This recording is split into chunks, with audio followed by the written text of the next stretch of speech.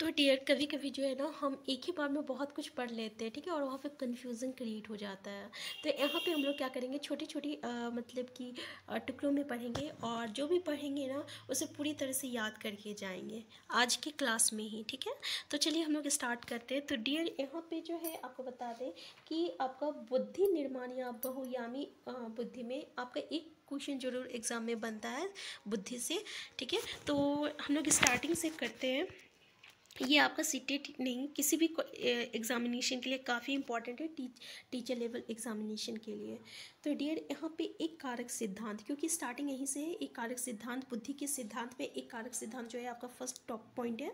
तो डियर एक कारक सिद्धांत को हम लोग वन फैक्टर और मोनार्की थ्योरी कहते हैं। और ये किसने दिया था? तो ये बिनेट ने दिया था। किसने दिया था?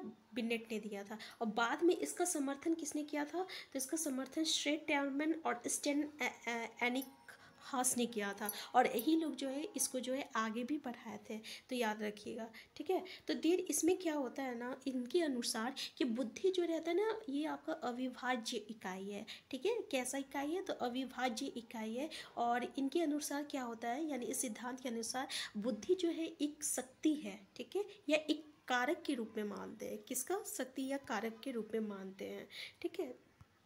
इनके अनुसार क्या है ना कि बुद्धि जो रहता है एक तरह का मानसिक शक्ति होता है।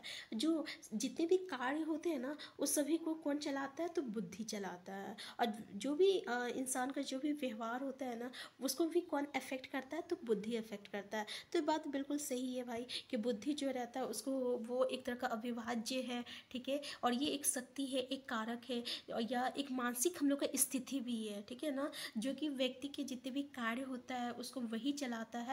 और जितने भी हमारे व्यवहार भी जो रहता है वो उसी पे जो रहता है डिपेंड होता है, और वही हमारे व्यवहार को भी अफेक्ट करता है। ये एक कारक सिद्धांत जो है किसने दिया था? बिनेट ने दिया था, जिसको हम लोग वन फैक्टर और मोनार्की सिद्धांत कहते हैं। नेक्स्ट फैक्टर है आपका, नेक्स्ट टॉप पॉइंट है आपका द्विकारक सिद्धांत। देखिए द्विकारक सिद्धांत जो है इसके प्रतिपादक कौन है? तो स्पीयरमैन है। तो याद रखिएगा द्विकारक सिद्धांत किसने दिया था? स्पीयरमैन ने दिया था, ठीक है।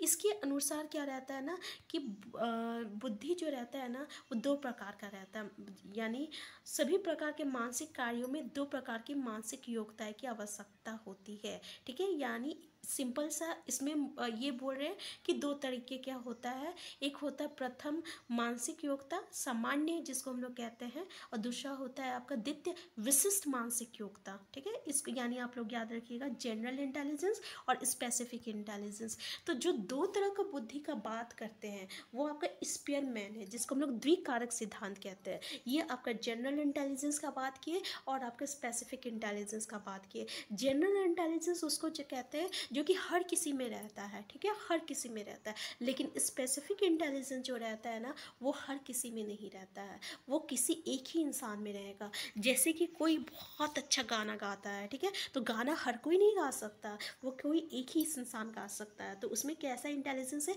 तो स्पेसिफिक इंटेलिजेंस है, ठीक है। जैसे कि सब कोई हिंदी बोल रहा है तो हिंदी बोलने की क्षमता हर किसी में है, तो वो ये क्या हो जाएगा, एक तरह का जनरल इंटेलिजेंस हो जाएगा। लेकिन मान लीजिए कि कोई पोएट है, तो पोएट तो हर कोई नहीं रहता है ना, तो पोएट भी जो रहता है ये एक तरह का स्पेसिफिक इंटेलिजेंस में आ जाएगा। तो याद रखिएगा इसने दो तरीके का बुद्धि की बात की, एक जनरल इंटेलिजेंस का बात की और एक स्पेसिफिक इंटेलिजेंस का बात की। यानी द्विकारक सिद्धांत किसके द्वारा दिया गया है? स्पीयरमैन के द्वारा दिया गया है, ठीक है।